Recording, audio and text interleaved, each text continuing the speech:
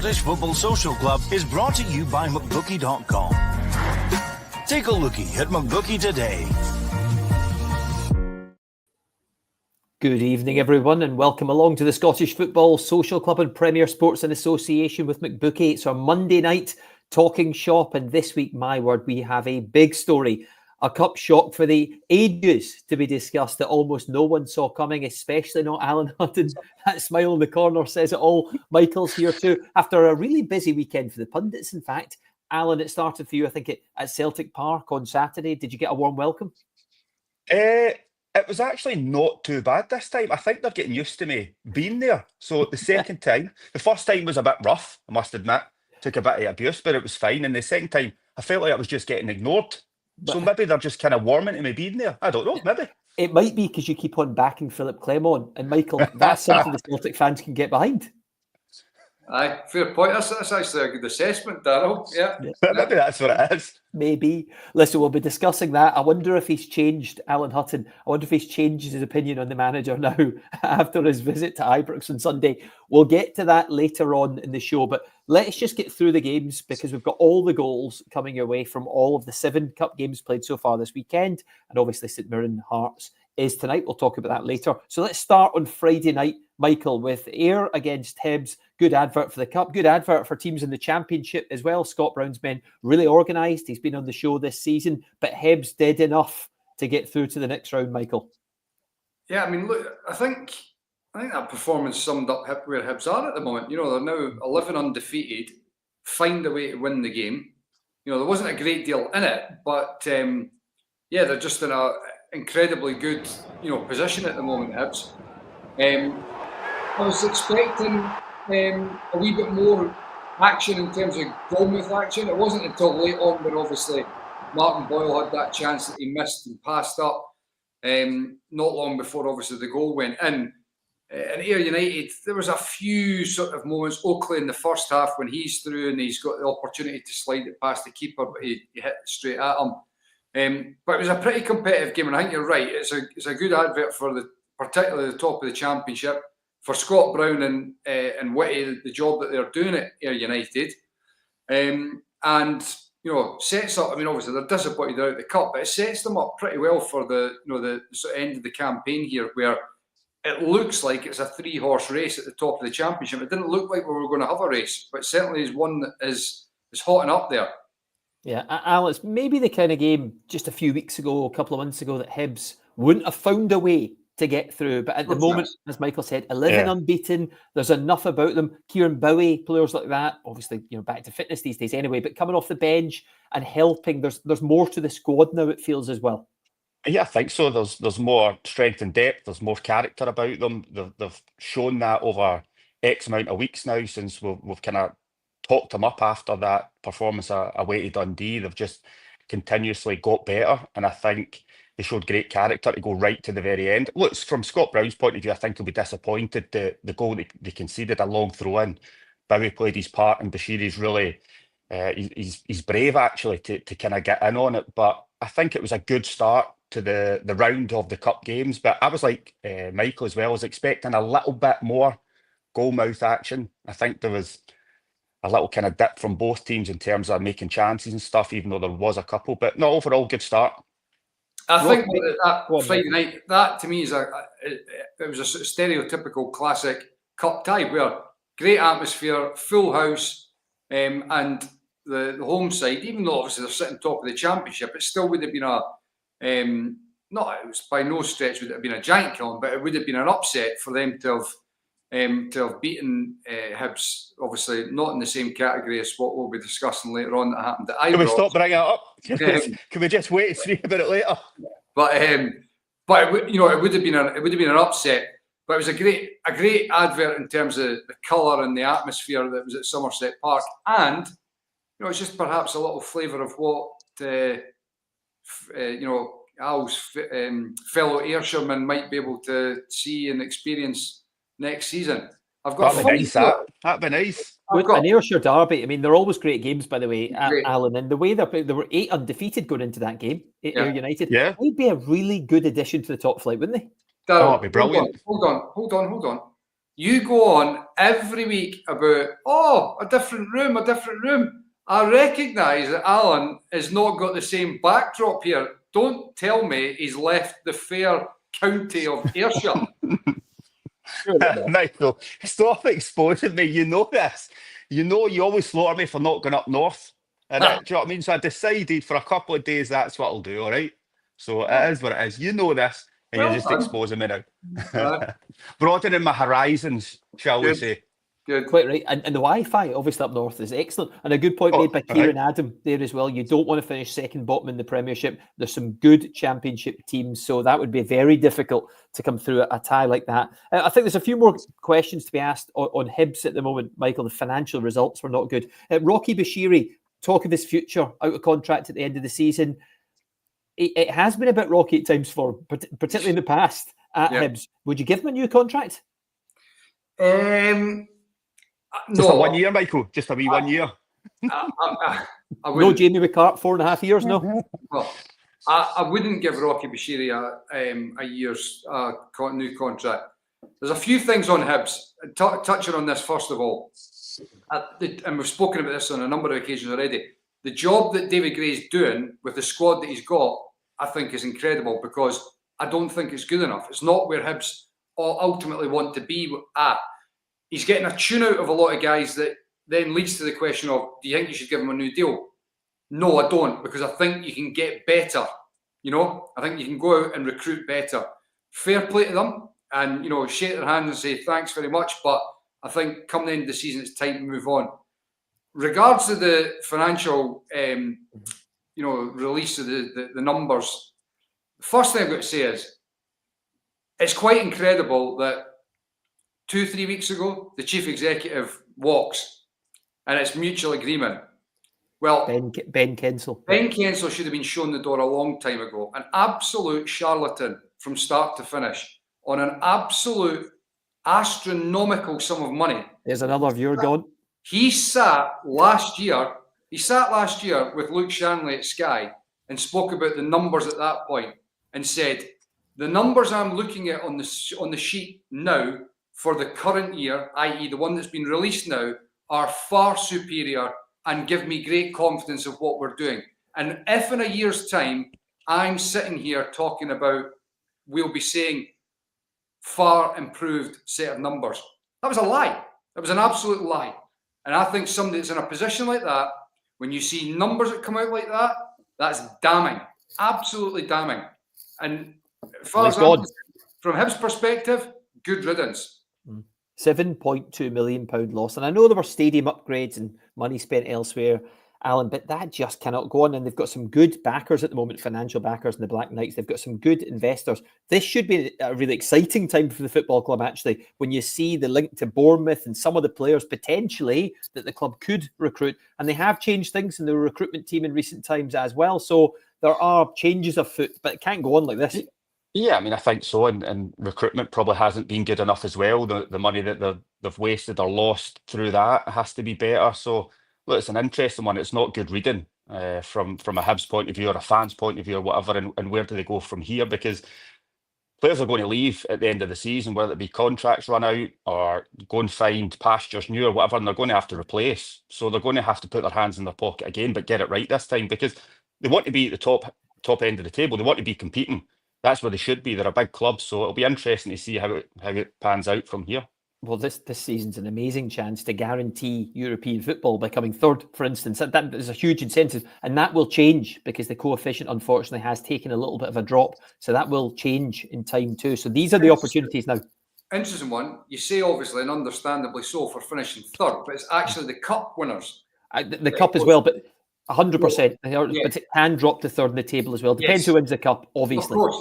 Yep. But what we've just seen in the cup, with the greatest of respect, you look upon it and you think to yourself, Rangers and Celtic finishing first or second in the league. The team that's probably going to finish second have just been knocked out of the Spiders, the old Queen's Park. So it opens up the opportunity. I know that Celtic are obviously mass favourites, but you could find yourself in a position where it might not be the third team in the league. It could be straightforward cup winners. As we've seen, anything can happen. Anything can happen, as we've seen this weekend. We know Anything. Celtic, tough nut to crack. We also know that. Let's rattle through some more of the games, some of the Saturday matches. Dundee, Airdrie. I think a few people had eyes on Dundee because their previous 2 league games, I know one was against Celtic, but shipping far too many goals against Hearts as well, conceding 6 twice in a row. And I know they beat Airdrie well earlier in the season in the League Cup, but Michael, you're just not 100% sure what you're going to get. Yeah. And Alan, I'll come to you in this one as well, because you've seen a lot of Dundee recently. So to come through this game and score 4 goals, that would have been a big relief for them, wouldn't it? Huge. Absolutely. Yeah. Yeah. Just to confirm, you did say shipping loads of goals there, yeah. Absolutely, I did. I mean, if there's a They little glitch definitely there on were. YouTube, but mind you, we're on YouTube, Alan. They say you can do what you want. No, but come on. I mean, 12 goals in 2 games. I mean, can you imagine Tony Dock, his reaction to that? Look, Celtic can do that to anybody, but the Hearts game and some of the goals, the way they conceded. So well, you're probably looking at this game and thinking, could it be a potential banana skin? Possibly, but look, the way they started and the way Airdrie conceded some of the goals, I mean, was just incredible. I mean, it's one of those things. You get off to a really good start, you get an early goal, and then the confidence comes back. And look, we spoke to Tony Dock earlier in the season. We always said how it wasn't about scoring goals. They were always capable, as you see. They always create chances, and I was happy for Cameron as well, getting a couple of goals, because after everything that's happened, just obviously in recent weeks, him going to Rangers at the end of the season, you don't know how the fans are going to react. So to be able to get 2 goals for him and 4 and kind of put those 2 kind of Hibernians to bed now and kind of look forward, they'll be more than happy to get through to the next round. But look, some of the defending was shocking. Absolutely diabolical, a couple of goals that were given away by the Diamonds. But Michael, you're right. Alan's absolutely right. What has just been said about Dundee, because when you look at the league table and St Johnstone winning games, you've got to be careful. And performances like that against Hearts and Celtic, that can just have a knock-on effect. How many times have we said on this show this season what momentum does for you? The absolute opposite of that. You can spiral out of control. So you would imagine there's enough about them, because we've seen some brilliant recent performances as well, just a few weeks prior. But you've just got to be careful in this league.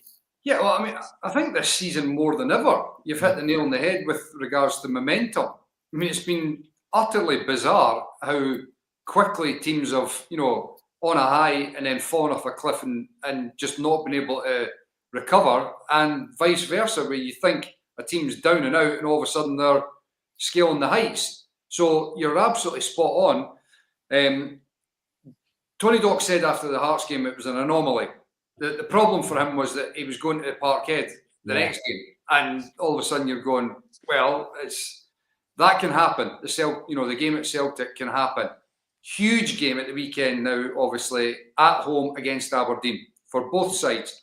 But at home against Airdrie in the Cup, must win. They've done it comfortably. It gets them a wee bit of a reset, but it quickly comes around again, because if they go into the game at the weekend, if they come out of the game at the weekend and they're on the back of a defeat, it then feeds into exactly what you're talking about, where things are getting really quite bunched at the bottom of the table, and you do not want to be getting into that position when you're getting close to the split. And who knows if goal difference could come into it as well, the way the table is.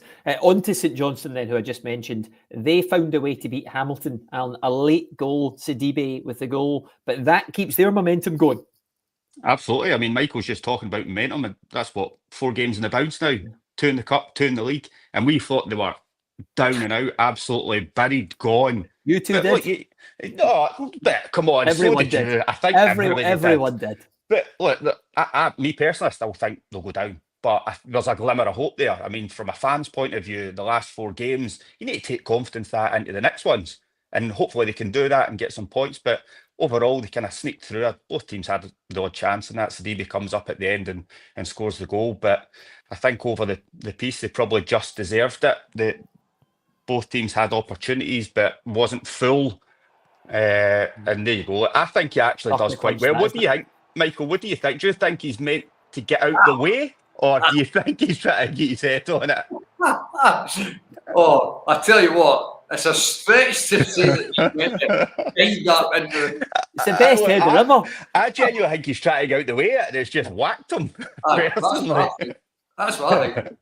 Liam Carey's unleashing a rocket, and he's diving out the way. That's Michael, exactly what I think. it was tough on John Rankin's men, wasn't it? Because Aye. you think at that point you're so close to the end of the match. Exactly. I mean, it's a proper bitter pill to swallow, that one, so late on. And obviously, it's slightly different for Hamilton in the Championship because Airdrie are completely gone. Yeah. But for Hamilton and St Johnstone, the same point is that very difficult in the league. Their chances of them getting into the playoffs, Hamilton, are slim to none. But if you get through the cup, it just keeps that excitement and enjoyment in the season going for them. Obviously, that's what happens with St Johnstone now. That they're giving themselves a glimmer of hope in the league, but they've got that enjoyment and the excitement of the cup still to look forward to by making sure that they've got through to the next round now. Yeah, and it keeps the money coming in as well. Livingston, another team who are bringing the money in because they're on a good cup run at the moment. Ryan McGowan, Michael, a guy you know really well, among the goals against Cove Rangers. And having knocked out top flight opposition in the previous round, you then want to kick on. This is a tie they would have been expected to win against Cove Rangers. And they did it. I know it was a couple of late goals in this game as well, but they did this with I wouldn't say a degree of comfort when you've seen the highlights, but they've done it pretty well in the end. Yeah. Again, look, you're right. Lower league opposition at home, expected to get through. And I think from their perspective, it's a case of, well, job done. They're through to the next round. They can look forward to, the tie later on tonight, the draw, tonight, to see, what happens from it. And they're bubbling along. They hit a wee sort of sticky patch in the league where they dropped, a fair few points, while Falkirk were also dropping points. Ayr United have rocketed up and got themselves, in the mixer for the title. It's going to be a very interesting end of the season. Livingston, I get the feeling that David Martindale and that group of players, they feel like they should be getting automatic promotion. Quietly confident. I think it's impossible to really tell because Falkirk have clearly hit the skids at the moment. It's not a big win at the weekend, obviously, for them, but they're unpredictable at the moment, I would say. Ayr United have got the bit between their teeth. Livingston seem as if they've had the rocky patch, but they're coming out of it now. And as it was just been talked about with Hamilton and St Johnstone, the same thing sort of applies, even though at the top of the table, things are going along nicely for Livingston. In the hunt for the title, through to the next round of the cup, it's onwards and upwards for Livy. Yeah, and Cove Rangers, Paul Hartley's men, they were trying to make their own cup history, weren't they? Make it through to the quarters for the first time ever and just came up short, although the Livy goalkeeper did have to make some decent saves in the game, so they were a touch unlucky. Onwards then to Celtic Park, which I already mentioned earlier on, Alan. Celtic against Wraith Rovers. When you're taking on a lower league team, look, we've seen this before at Celtic Park, and in the end it was comfortable-ish against Falkirk, wasn't it? But when you're taking on a lower league team, you score early, and it just bursts the bubble a bit. And that's what they did this time against Wraith Rovers. And Maeda, who's just in wonderful form, got that early goal and they kicked on. Look, honestly, I would hate to play against him. See when you're actually seeing him up close and personal and just the pace that he has and just the drive to just run at people and get in behind. And you're right. I mean, you try and frustrate, you try and go there and make it difficult for Celtic. They made 9 changes. So you're thinking they might not be as fluid as they are with their kind of starting 11. If you want, he gets a little bit of luck there, a little bit of break of the ball, but he's cool and calm. Really, and I think that's what he's got better at for me, because he's always had the pace, he's always had the tenacity and getting in behind players and that, but it's when he gets into positions, can he just calm down, take his time? And that's where he's improved the most. But we spoke to Barry Robson, he knew it was going to be difficult. He knew he was going there to try and just frustrate and get to half time, but the times that they scored the goals, it made it very difficult. And the thing for me is, after making 9 changes, the level doesn't drop. I mean, we spoke to Brendan Rodgers after it, and that's what he was probably most pleased about, that he did change things and the level was very consistent. And now he's got the headache that, look, he'll know he's starting 11, but he's got players that are pushing for that first team. So that's the position that you want to be in with such a big game coming up on Wednesday. Yeah, 21. I'll come back to that in a sec. 21 goals in the season now for Maeda. I think it's the most confident I've ever seen him in front of goal, Michael, consistently, because he's a player in the past, who scored some brilliant goals, but also misses some chances. Yeah. At the moment, the Dundee game prior, we mentioned the 6-0 game. I mean, one of the finishes, the chip in that game, absolutely majestic. It's absolutely brilliant finish, and he just does it. He makes such good, quick decisions in front of goal. At the moment, you saw the first goal there against Wraith. It's such a shame, actually. He's suspended for massive. Bayern. I mean, a massive, massive miss. And I was spot on. I was saying in commentary at the weekend and during the week against Dundee as well. I think he's stepped up a level in terms of his quality. You know, the finish during the week against Dundee where he chips the keeper was absolute top class, like top class. And that, you know, that technical quality has never been what you would regard as his strength. It's been power, pace, energy, work rate. And, you know, occasionally he's in good areas and he scores, you know, a good few goals, but he's scoring some real quality goals now. You look at his second one as well, where the ball's fizzed across from, I think it was Yang, and he's going into goal at pace. They can easily go over the bar, past the post, smashes it in the back of the net, no problem, no question about it. So I think he's all in. His first goal as well, just guiding into the corner with his left foot. Here's the thing, right? See with Maeda at the moment, I can't remember the last time, and it used to happen like 2 or 3 times a game. And no disrespect to him, because I think everybody recognises it, but it used to happen 2 or 3 times a game where he'd get in a great area and he'd maybe go across it and he'd stick it in the stand. I can't remember the last time that even it happened at all. So I wonder if that's confidence or he's been really practicing and dialing in and training. I wonder. It'd be, it's difficult to know, but I think confidence is probably part of it. But it looks like he's been working hard at it because, as you say, it's definitely something that he had to improve, and it's went up a few notches, not just one notch. He's went up to another level. And 21 in the season, as I said, without Kyogo, we know Adam Ida's going to get a lot of chances, Alan, but he's got a real opportunity to Maeda to really build on that number and end up maybe in the 30 range. Yeah, absolutely. I mean, probably personally, that would be his aim, and why not?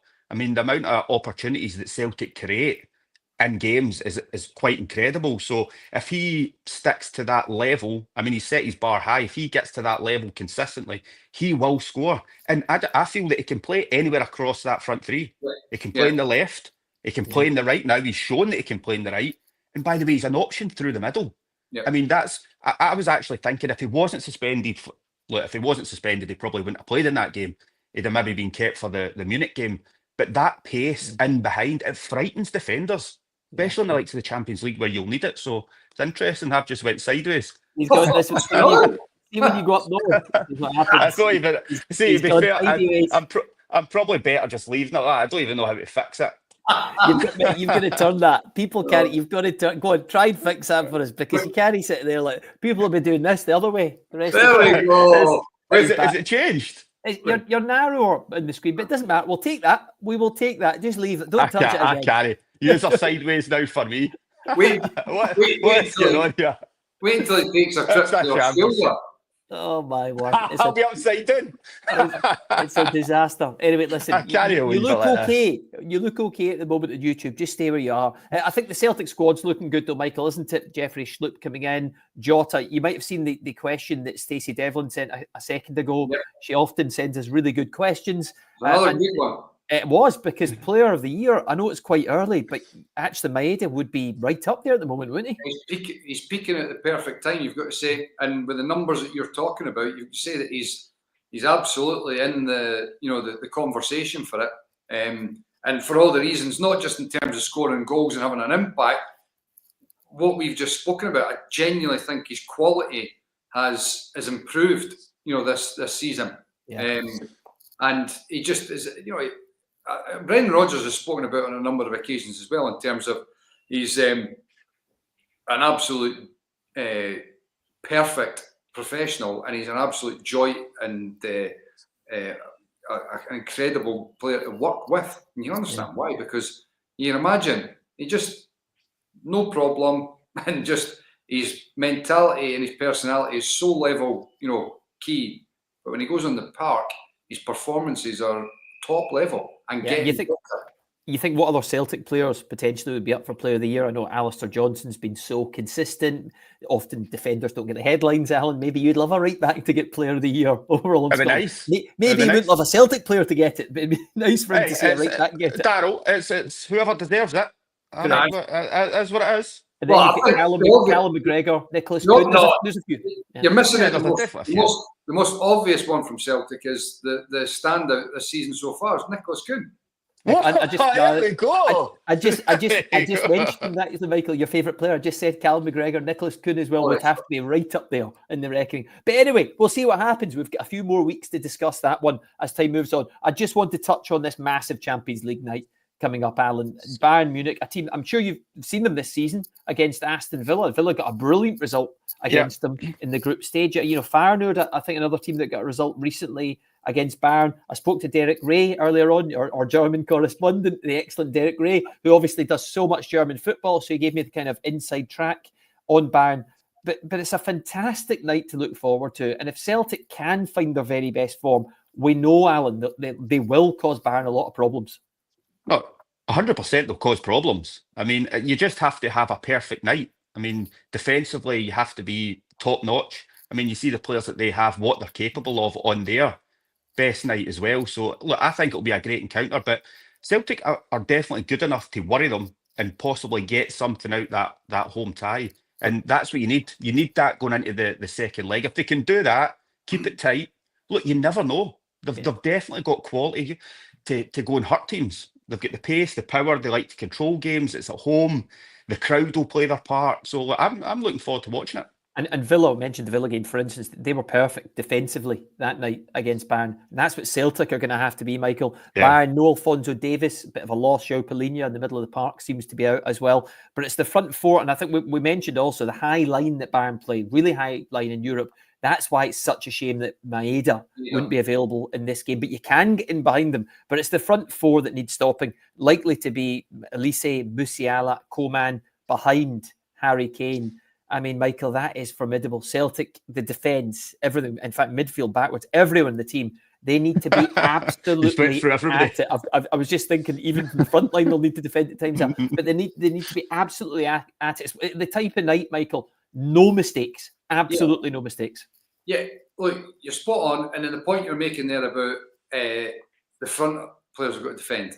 Well, they do. But that's where it actually makes it such an interesting tie, because as Alan's just touched on there, the way that Celtic play, if they hit their straps and play to their potential, they can nullify that threat. Because if they're playing aggressively and they're up and at Bayern, it forces the opposition on at the back foot and they can suffocate them higher up the park, where you're actually then starving those front players. But it has to be pitch perfect, because you know, one player's 2-3 yards off, the quality of Bayern, they'll pick you off, and all of a sudden they're then driving into space in behind you. So the unit has got to be so tight and so well drilled and well oiled that they're moving in unison, pressing, shutting down, making sure that they win that ball higher up the park. But Celtic are capable. We've seen it. I know we've mentioned it umpteen times, but we have seen it already this season in Europe against some of the top teams, that they are capable of playing at that level, especially with that crowd behind them. If they're able to get a bright, fast start, then you can just imagine the atmosphere and the energy that's going to be coming down from the stands. They get a goal as well. Look back to when Celtic under Ange Postecoglou and they played Real.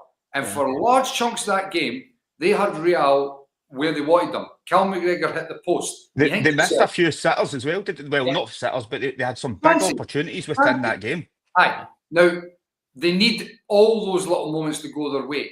And then you've got something that you're actually able to not hang on to, but something to continue to play for. If they can get that, then there is no reason why they can't go and actually get a victory to take back to München. Yes. Like Bayern of München. It needs to be at least a Leipzig-esque performance, and better, because Bayern are on course to win the Bundesliga again. And the other little factor, I'm not sure how many of the Celtic fans realise this, maybe they've not looked ahead to the final to book their tickets this year, Michael, but it is in Munich, the final this season, and there's a lot of pressure on Bayern from their fans. The hope, the expectation is for them to be there. A home final would be unbelievable. So there's that brewing in the background as well, which makes it that little bit tougher for Celtic. On to the Sunday matches then. Aberdeen, Dunfermline, it was live in Premier Sports as well. The Dons, again, going into the match, Michael, you're just not sure what you're going to get.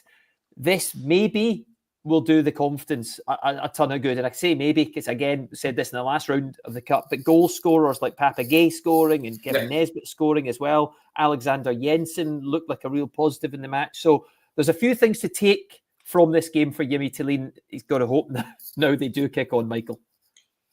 Yeah, I mean, look, it's to a certain extent, it's now or never for Aberdeen. I mean, obviously, they're into the next round of the Cup, so they've still got that to look forward to. There's still so much for their campaign to look forward to here.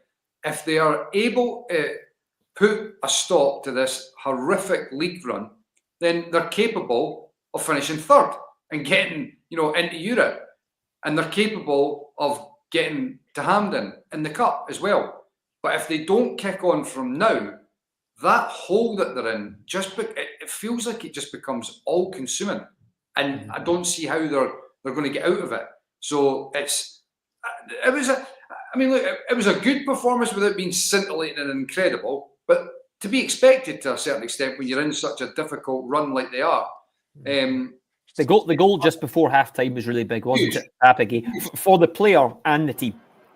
Yeah, because I think you get to half-time and it's 0-0, then the pressure just continues to mount. So Papa Gay being able to get on the end of it was such a crazy free kick to give away. It was just slack, loose, lazy. I think it was Lewis McCann that in the end that gave it away. And you're just like, no need. But anyway, look, obviously Kevin Nisbet getting his goal as well. Have you not get the miss? Have you not get the miss in there? No. Oh, it's not that kind of week. There's too many goals. Nice of you. That's nice of you. But because of that miss, though, Alan, that's why that goal was even more. But you've seen the relief on his face, like after it went right into him, and I won't repeat what he said, but he was very happy after that he obviously scored that goal. But I thought I seen signs. What did he say? I can't remember exactly. I'll message you later. Michael will translate it to Swedish next week. Daryl, do you know what? There was signs from what I seen at the start of the season where they were getting the ball out wide quickly. They were doubling up and having overloads. I thought Jensen looked good. Keskinen looked good as well, really quick, causing problems. So, look, they'll look to build on that. They needed something. I thought after the Elgin game, that might kind of spur them on. I know it was against Elgin, but they scored 3 goals. I thought they would remember after that how to kind of get back to it. They didn't. But off the back of this, it's about what can they go and do now. I think it's Dundee away they've got, and they have to go there and put on a performance. They have to get out this run and quickly. The defensive changes as well. Mats Noster was in the team, the Dutch centre-back signed from Ferns Varos. A couple of changes. Jack McKenzie was back from... You look good. He did. And Jack McKenzie back in there as well. I was a wee bit surprised, actually, ahead of the game that Nicky Devlin wasn't a starter. I know Alexander Jensen played well, Michael, but Devlin, to me, I didn't think he would be one that you would necessarily drop. He's been really good. He's a talisman for the team. But is that also a bit of a message from the manager that no one's untouchable to an extent? I would caveat it slightly because I'm not 100% sure, but I think he took a knock the other week. Okay, well, there you go. So I don't know if it was still something that was lingering or not. Because I know that I'm pretty sure last week, I'd need to look back, but I'm pretty sure last week he came off later on in the game, and I think it was a knock. I think. Yeah. But that's maybe spot on. I wondered if it was maybe a message because there were changes in there. And sometimes when you're losing, you just need to do extreme things, Michael. And there were a few changes in the team. But Devlin, I think along the lines of what you're saying, he's somebody that, even if he's had a dip before, he's dependable. So he's not the sort of one that you'd be saying he needs to, be dropped or having a change. Because you've always got to really cling to a core of some guys that not so much undroppable, but they're the core of your team, But Michael, no, it was strange though as well. I thought Jensen played well. He's a right-sided fullback. I thought he got forward really well. There was switches of play out to him. So there's competition there. But they paid a lot of money for him, by the way. It was like 800 grand or something. And when he came in as a new player, they were playing him at left back. So I think this has been the first real time that we've actually seen what he's capable of. So I like Devlin. I think he sniffs out danger. He gets in at the back post. He covers well. He's competition now. Be really interesting to see what he does against Dundee. And look, whatever anyone has said about Jimmy Tilleen recently, Michael, and his future if they continue not to win, the board are right behind them. Look at the January transfer window. They are clearly saying, we're going to keep on investing in you. Let's give this a real go to get the third this season. But any talk of sacking seemed miles off. Yes, I think within... I mean, from the board's point of view, the way they're acting. That's what I was about to say there. Within the board, I don't think they're, they're giving it any thought at all. But I don't know how many times you need to say it.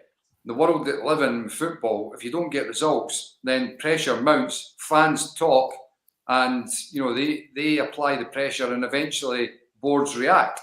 But certainly at the moment, you're correct to say that they are backing them big time. I mean, even without all the additions that have happened in January, and look, understandably they're looking to, change things slightly.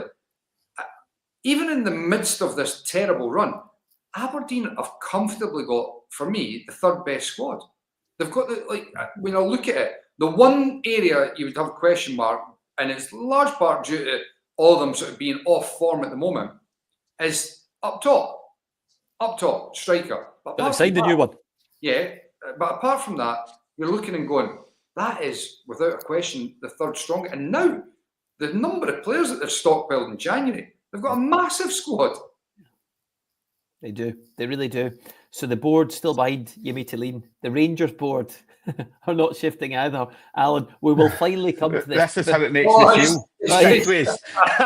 It makes me feel sideways. He's away again. But no, listen, I was just doing it too. Before I even want to ask you, though, about Rangers, we have to do the game justice and the shock justice. Queen's Park and Callum Davidson, who loves the Cups, and he has produced big results before, as you know, in these competitions, Alan, to set up Queens the way he did, to go to Ibrox, to stay in the game, to open up a little bit more in the second half. So much credit to his players and to the manager. That was an amazing performance, wasn't it, from them? Absolute perfect. That was exactly what I would have dreamed of. I mean, the night before, we spoke to him after the game, and I asked him what was his message to the players, and it was, of course, we need to come here, we need to frustrate, but we need to carry a threat at some stage. But get through the 45 minutes. If 0-0, if they're up, absolutely perfect. But they just felt in the second half that they were growing in confidence. They were creating a couple more opportunities, and they just kind of went from strength to strength. And Rangers, honestly, no urgency. It wasn't until Rangers went down 1-0 that they went and got the ball, put it down, and there was a bit of kind of force in their passing. They were moving, they were running off the ball, but then it's too late. Yeah, they had opportunities in the penalty and everything, but that was down to how Queen's Park played. They just frustrated Rangers, and it was so just passive, just side to side at the back, no real penetration, no runners. I mean, that is a brilliant just turn. He just shifts it there, opens up his body, great finish. He came on as a sub, and I thought he made a real difference. It is a cup shock, Michael, for the ages. All the drama at the end, the game had a bit of everything in it. But I know there's only one division between them, but when you go back down the sort of history books and you see some of the results, to go to Ibrox and to knock out Rangers in the way they did, this is right up there, isn't it? 100%. Absolutely. And when you, as you said, when you add in the layers of drama that were here, and right then, penalty save, then it's checked to see if Callum Ferry stepped off the line, and you're like, oh my God, incredible. What a save, by the way. Yes, it's a great save. I mean, if you're being hypercritical, it's just off the deck, and it gives the keeper the chance. But it's a well-struck penalty, and it's going right into the corner. The keeper's, he's had to, springboard right across. And I'm sure I heard them saying after the game with the guys that he changed his mind at the last minute. Aye. Lovely guy, by the way. Really nice guy when we interviewed him. The great interview with Alan at the end. No wonder, all his family were there. This is what this is all about, Alan. Oh, absolutely amazing. He was He was absolutely hyper. You could tell the way he was talking. He was buzzing. He didn't really want to be with us. He wanted to be with the team, to be quite honest with you. But he was open and he was honest. He spoke about the tactics, what it meant to him, everything. And there was a wee bit of emotion in there, understandable. It was an outstanding performance. But Mike, I want to say, talk to me about Rangers subs. Well, Mental. Callum Ferry, some- just to name the goalie, Callum Ferry, and he's the Mental. captain as well, so brilliant from him. On to Rangers then. I was going to say about Callum Ferry, Yeah. the last thing I was going to say, and it sort of leads into the Rangers point here. He was not under serious pressure until that last few minutes. Honestly, there was a strike, in the last maybe, 10 minutes, the one from Czerny where he's through. That was a great save, to be fair. Good save. Real strong wrist. Yeah, going one way, strong wrist the other side. And then the penalty, the corner straight after the penalty. But there wasn't a tsunami of pressure that was getting played towards the Queen's Park goal. Like that result, Queen's Park thoroughly deserved it. Rangers had zero urgency, and when Queen's Park started to gain ascendancy in the game, Rangers didn't have any reaction. There was nothing, and it was damning, absolutely damning. So to touch on the subs, first of all, this is where I've got a real gripe with managers in particular, but what Philippe Clement has done there, right? And this is not in hindsight, because I was saying it in commentary. Bailey Rice did not deserve to get taken off at half-time. I thought it was a deplorable decision because the team was lacking urgency. Bailey Rice, youngster, first start at Ibrox, doing absolutely fine, by the way. The more experienced players in and around them are the ones that you're looking for that urgency and that intensity from. Bailey Rice has got great technique and ability, and he will be brought along with those more experienced players. If you're looking to make a sub, you do not sub the youngster because you're damaging him psychologically. Yep. And even more so now that the result's gone the way that it's gone, because he'll be feeling like he was the problem, and he absolutely was not the problem. And then to take Hadji off, who wasn't having a particularly great game later on, For Yilmaz. who can make things happen, and putting a left back on. Honestly. Mental.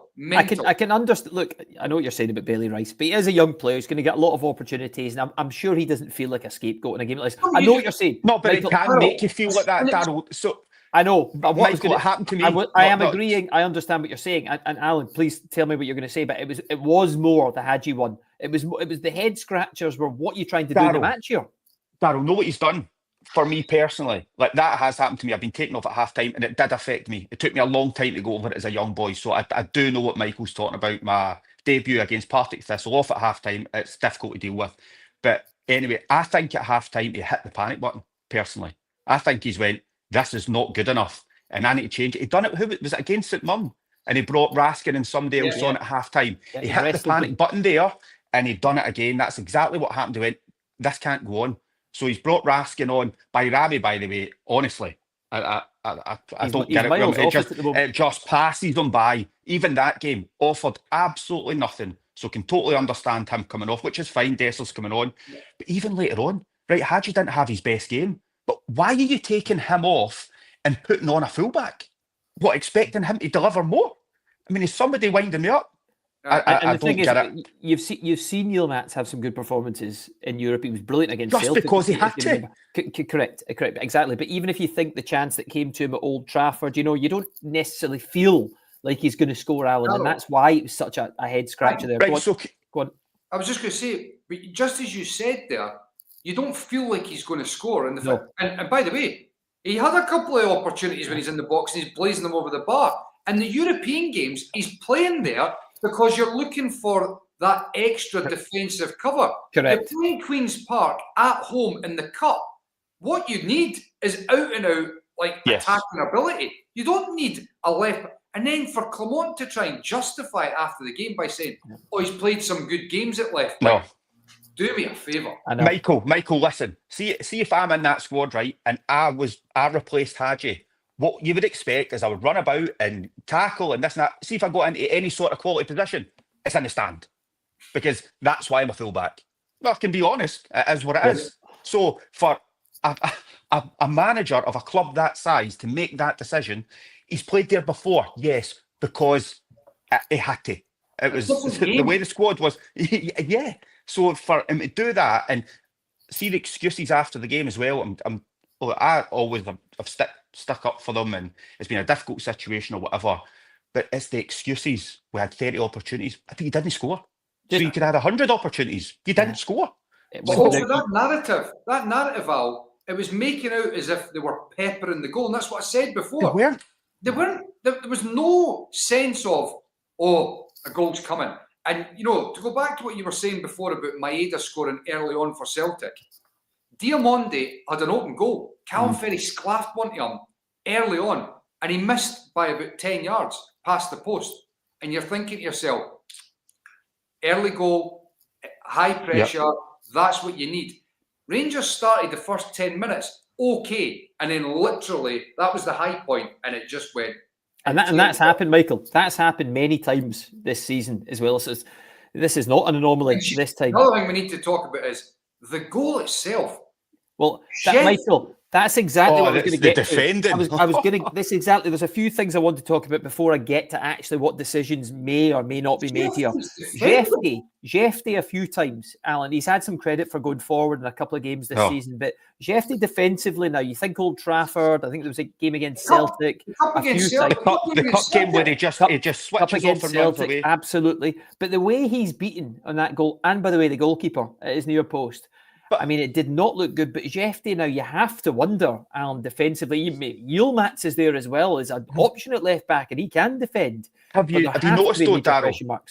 Have you noticed that it's all kind of the same, like balls coming in or at that back post area? He's so square on to the attacker that you can't be like that. See, the defender, you're taught, show them down the line. Is it instinct, Al? Is it instinct, or is it something you can learn? Well, obviously, instinctively, he doesn't know how to defend properly. He likes to go forward. He likes to attack. Yep, tick box, brilliant. But you're there as a fullback, first and foremost, to defend and stop crosses. That's what you do as a fullback. And then everything else is a bonus if you can go forward, especially in the modern game. He runs out to the ball, square on, so any attacker can go left or right. He goes down the outside of him where he should be showing him and running in that direction to use his strong foot to tackle him. But he absolutely switches off constantly. And if you've got somebody like Yilmaz there, who is probably a better defender, maybe doesn't give you as much going forward, then if he keeps making these mistakes, yes, he's young, but you have to learn. If he's not learning... Eventually, you get to the point, can you trust him in the big moments, in the big games, if he continues to do that? And that's the issue he's got. Go on, Michael. Do you know what magnifies it as well? You've got a centre half in Proper who plays on the left-hand side who doesn't have the intensity that you look for either, you know? So he dives in at times. Oh, but just, you know, look, he's not a bad, you know, it's a classic Dutch defender in terms of, and when I say Dutch, I'm meaning very technical, nice. But I still don't understand, and Proper's comments about, you know, playing in Scotland. Like, you try to tell me there's no physical, fast players in the Netherlands. Of course there is. Of course there is. Loads. Yeah, of course there is. But he doesn't have that side to his game at all. Fernandes playing, he looked like, sorry, I know he's only on loan, but...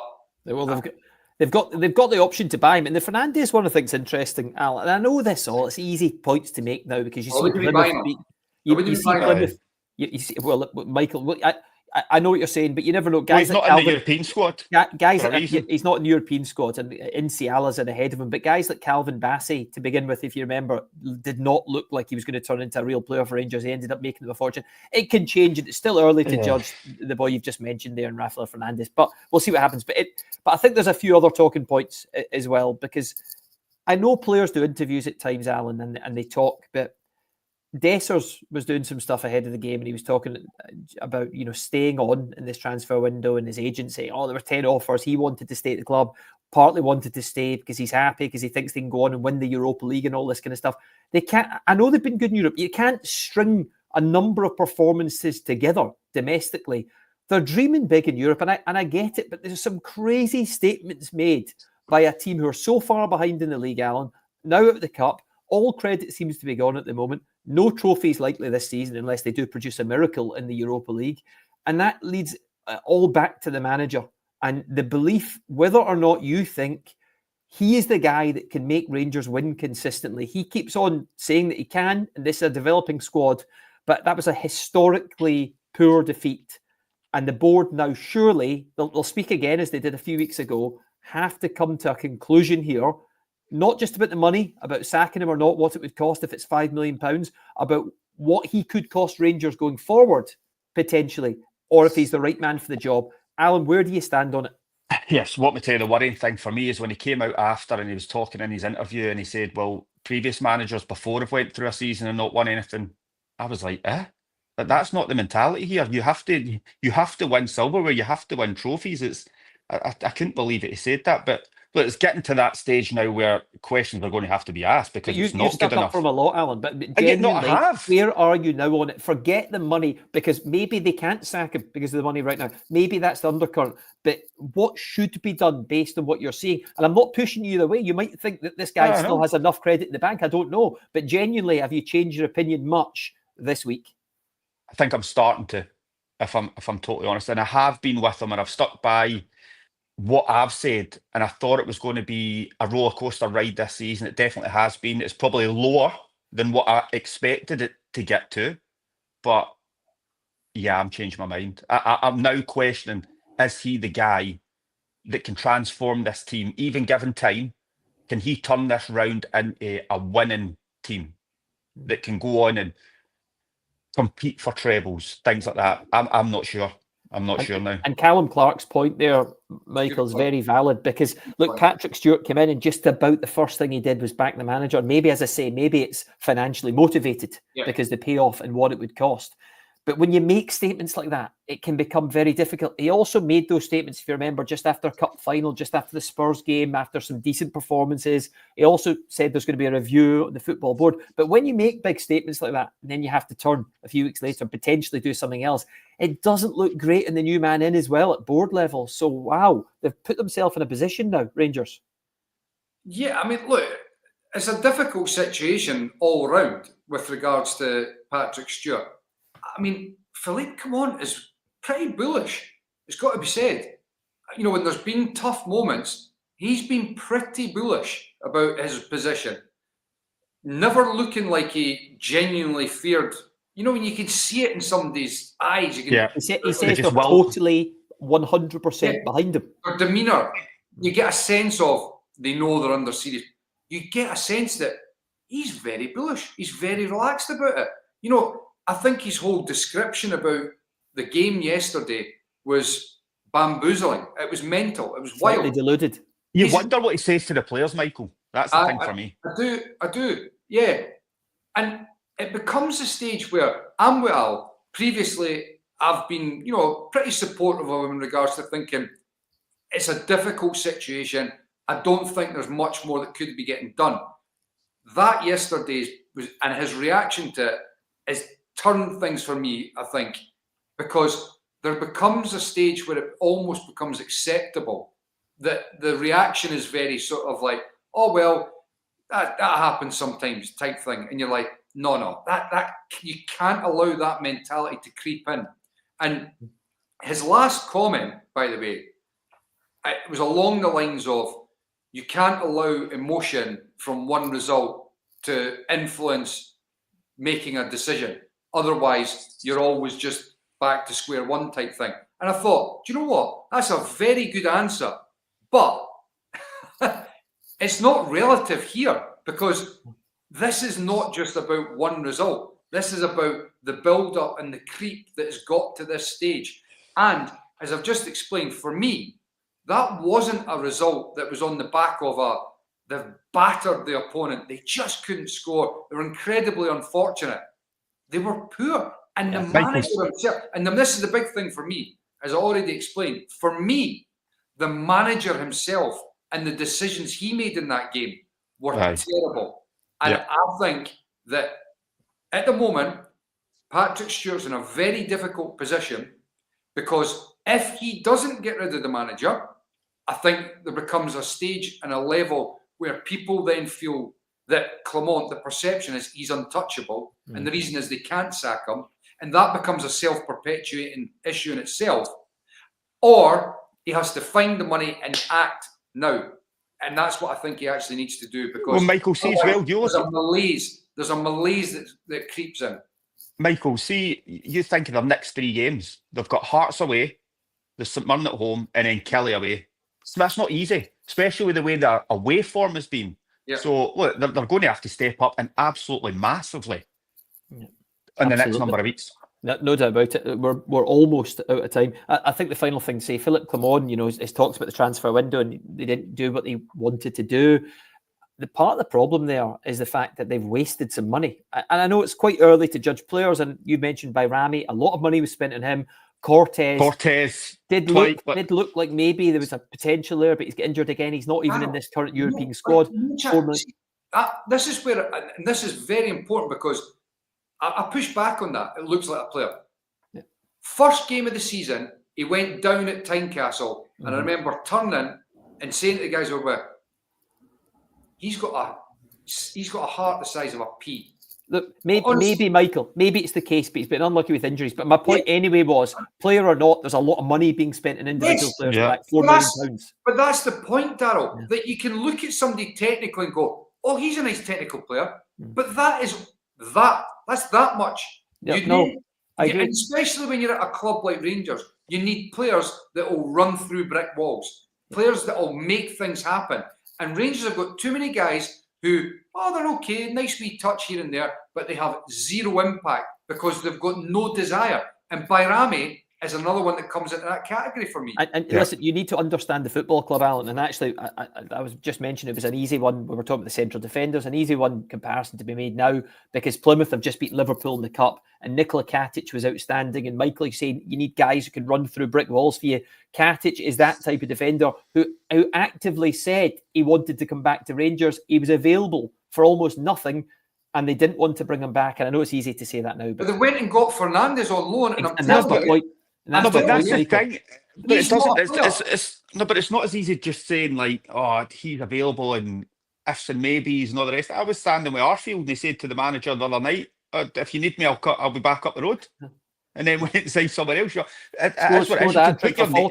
exactly. But you can put your name out there and say, all right, it didn't work the last time, so they're going down a different route, and it is what it is. But look, it's just at this moment in time, it's a difficult watch. It's a head scratcher, but listen, Queens, all credit to them, because that was an unbelievable result. There is another game tonight. Go on, Michael, last one. I want to finish on Queen's Park and Callum Davidson, because see, for me, Callum Davidson, and I know he went through a tough period at St Johnstone, but he steadied the ship at Queen's Park, by the way.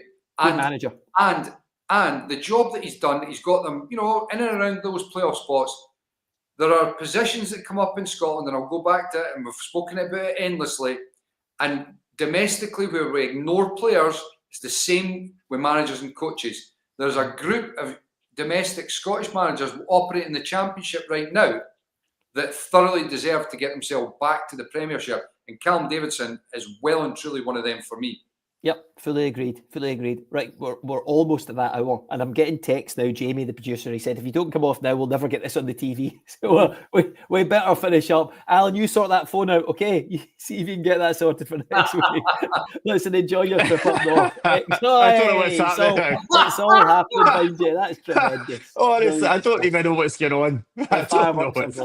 Right, Michael, Alan, thank you very much. Back next Monday. We'll see you then. Bye for now. See ya.